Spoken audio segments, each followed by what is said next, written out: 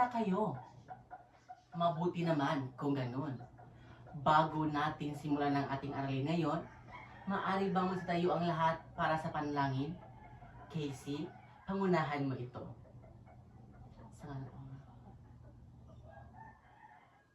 Bago kayo magsiupo, pulutin niyo muna ang inyong mga basura at ilagay sa basurahan. At pagkatapos, maaari na kayong umupo. Magandang araw ulit mga bata! Wala bang umiban sa klase natin ngayon? Kung wala, bigyan natin ng 5 bagsak ang ating mga sarili sa 2, 3, 4, 5. At ngayon mga bata, bago natin simulan na ulit ang ating talakay ngayon, ay may papakita ako o maglaro muna tayo. Ang laro natin ngayon ay hango sa ating leksyon ngayon. Ang laro natin ngayon ay pinanggatan kong tama o mali. Ay pakita akong larawan o sitwasyon tungkol sa pagiging mabuting mamamayang Pilipino. At sabihin niyo kung tama ba ito o mali. Una, ano ang nakita niyo sa larawan? Maxima? Tama. Isang mga bata na nasa traffic lights. Bigyan natin ng 5 bagsak si Maxima. Sa 2, 3, 4, 5. Ang pangalawang larawan.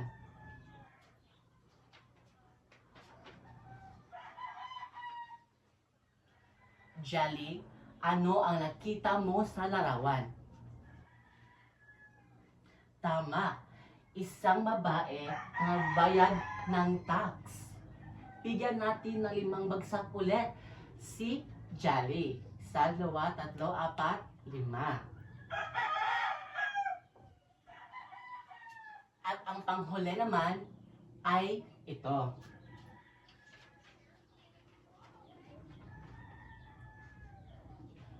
Renmar, ano ang nakita mo sa larawan? Tama, isang bata na nagtapo ng basura. Dahil ngayon mga bata, nakita niyo na ang mga larawan at ngayon may tanong ako sa inyo. Unang katanungan, ano-ano ang nakita mo sa larawan? Christine? Tama. Ang nasa larawan ay isang nagpapakita ng mabuting mamamayan Pilipino. Pangalawang katanungan. Pangalawang katanungan. Tungkulin ba natin mga Pilipino ang nasa larawan? Ariana. Tama. Tungkulin natin ang isang mga nasa larawan ito. At panghuling katanungan naman ay, kailangan ba nating mahalin ang mga tungkulin natin? Tama. Dapat natin mahalin ang ating tungkulin. Dahil dito, mapakita natin na tayo ay mabuting Pilipino. Sa mga ginawa natin kanina mga bata, alam niyo ba kung ano na ang ating talakayin ngayon? Ang ating talakayin ngayon ay, pakibasa. Tama. Tungkulin ng mamamayang Pilipino. Bago natin simulan ito, ay basahin ko muna ang ating objectives. Pagkatapos ng klase, ang mga bata o ang mag-aaral ay inaasahang makikilala ang iba't ibang tungkulin ng mamamayang Pilipino. Makapagbibigay ng mga halimbawa ng kilos na napapakita ng pagtupad sa tungkulin. napapahalagahan ang pagganap sa tungkulin para sa pag-unlad ng bansa. Pagiging responsableng mamayan at pagmamahal sa bayan. Ngayon mga bata, dahil alam na natin kung anong ating objectives, ay simulan na natin ang ating leksyon ngayon. Bago ako magsimula, dapat makinig kayo dahil pagkatapos nito ay may ipapagawa ako sa inyo. So una, tungkulin ng mamamayang Pilipino. Pakibasa mga bata.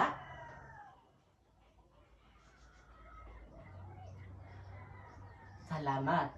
Ang tungkulin ng mamayang Pilipino, ito ay ang mga tungkulin o obligasyon ng mamayang Pilipino. So, sa tungkulin ng mamayang Pilipino ay may 4 na halimbawa.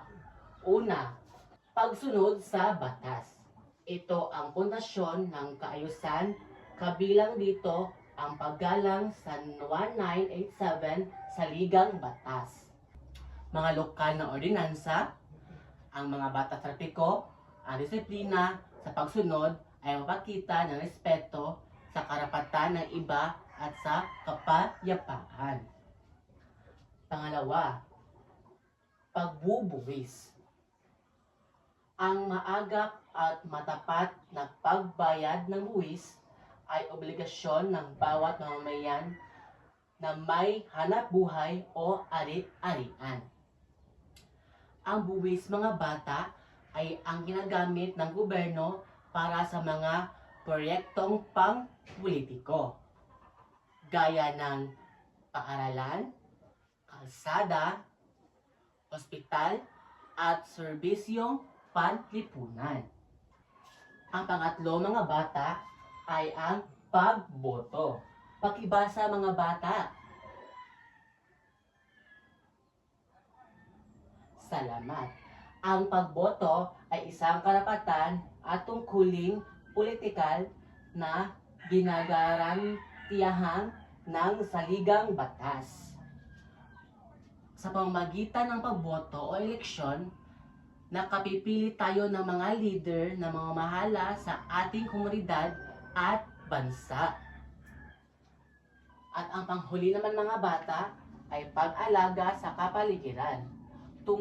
Tungkulin nating pangalagaan ang kalikasan dahil ito ang pinagkukunan ng kabuhayan. Kabilang dito ang tamang waste management or RA 9003. Dahil ngayon mga bata, alam na natin ang ating leksyon ngayon ay may ipapagawa ako sa inyo.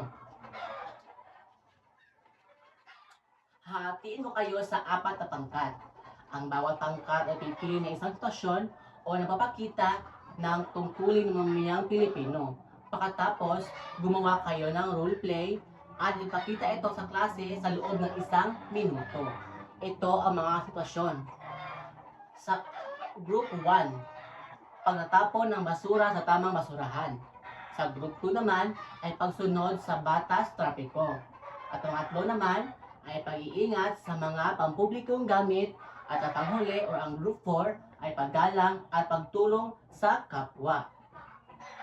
May 5 minuto kayo paghanda sa pangkat. Ito ang mga rubrics. Nilalaman, teamwork at partisipasyon, at malikhain. So, ngayon mga bata ay mag-roleplay na kayo. Magaling mga bata dahil napresenta niyo ng maayos ang inyong roleplay. Ngayon mga bata ay may assessment o pagtataya ako na ibigay sa inyo. May 5 minuto kayo para sagutan ito.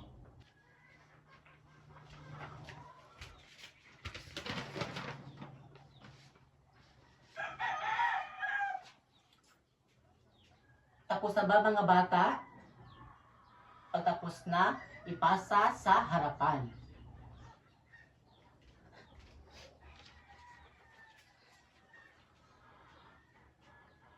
At sa inyong assignment naman mga bata, ay paglalarawan ng inyong nagawang tungkulin bilang isang mamayang Pilipino. Subukan mo ngayon ang inyong husay at pagguhit na isang halimbawa sa tungkulin na mamayang Pilipino. Isasagawa sa gawain paglalahad sa ibaba gamit ang paraang GAPS. Ang GAPS, G is ang goal. Maiguhit ang nalikhain ng isang halimbawa na tungkulin na mamayang Pilipino. R, or ang role. Ikaw ay isang pintor. Audience, ang iba mo pang kamag-aral, ang ibang pang kamag-aral ay ang inyong guro. Sitwasyon, ilarawan mo ang inyong mga sarili bilang isang mamayang Pilipino at iguhit mo ang inyong nagawang tungkulin bilang mamayang Pilipino.